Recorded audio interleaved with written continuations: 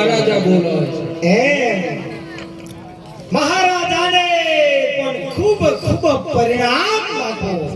અરે પ્રણામ ગોરદેવ, પધારો ગોરદેવ, હા પધારો. આવ્યા બાપુ. હા પધારો. અરે મહારાજા અત્યારે તમારા રજવાડાની માલપા મને તાબડતોડ બોલાવવાનું કઈક કારણ તો હશે ને બાપુ?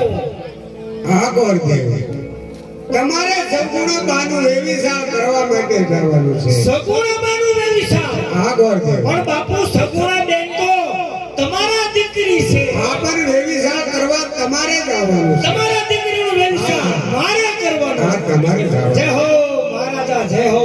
હા હા.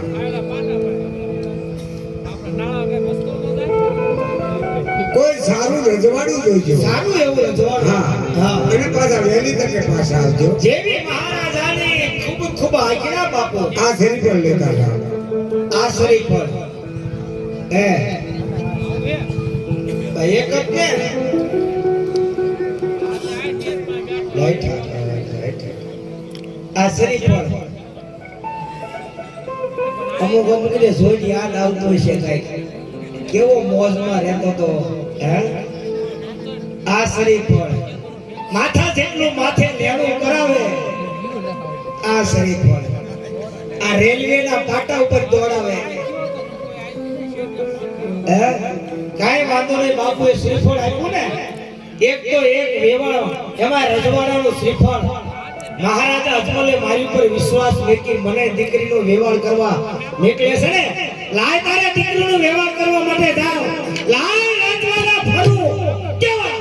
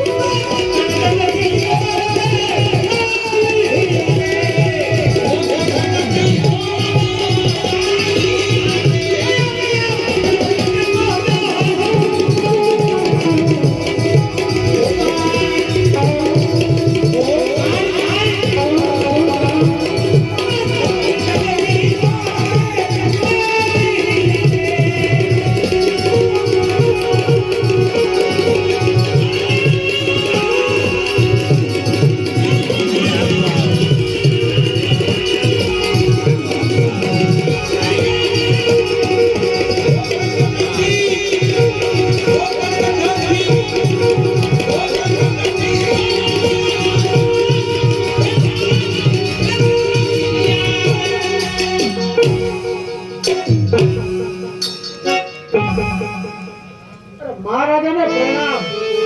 રાજે જી મહારાજ આપણી પ્રજા કેમ રહી છે? જેનો રાજા સુખીની પ્રજા પણ મહારાજ કાયમ સુખી જ હોય. તો આપણે ડેલે જને ચેક કરો.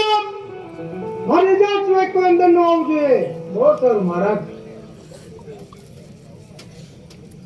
કોના પાપ ફૂટ્યા છે તમારા ડેલે આવે હે? પેલા જેમ કહી દે જોજો આપણા ડેલે કોઈ આવે ને ધ્યાન રાખજો. ઈ કોના પાપ ફૂટ્યા હોય એના ડેલે જાય. મારું દીકરું રજવાડું બહુ સારું છે, દેખાવમાં તો સારું છે, પણ આ કોણ મહારાજા રાજ કરે છે અને કયું રજવાડું છે? લાય આ નવરંગો ડેલો છે. ડેલો જોતા મને એવું લાગે કે આ ડેલો કોઈ મોટા માણાનો બાપુનો રજવાડાના રાજાનો હશે. લાય એને અવાજ કરું, અંદર કોઈ હોય તો મને જવાબ તો દેશે ને.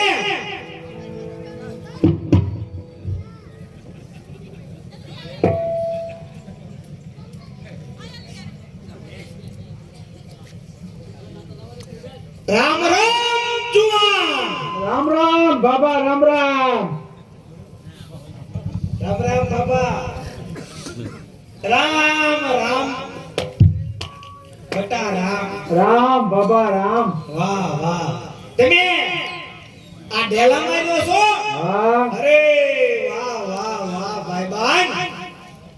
પણ મને એટલું કહો, આ કયું નગર છે અને અહીંયા કોણ મહારાજા રાજ કરે છે? પિંગલગઢ નગરી છે. શું વાત કરે છો જુવાન? અને રાજા પડિયા રાજ કરે. રાજા પડિયા હા. પિંગલગઢ નગરી રાજા પડિયા રાજ કરે છે, તો તમે તે રજવાડાના રાજા? ખોટી મહેનત કરો માં. મારું બેટું પહેલી વાર ઉગડી ઘરમાં કોઈ મરદે મને કીધું ખોટી મહેનત છે કરવા. આજ કોઈ હાચું બોલ્યું. શું કહો છો? આ તમે આયા હું લેવા આયા? એલા હું ભલામણા રખડતો આ બાજુ આવી ગયો છું. તમે બાપુ મહારાજા નથી? ના. તો તમે કોણ?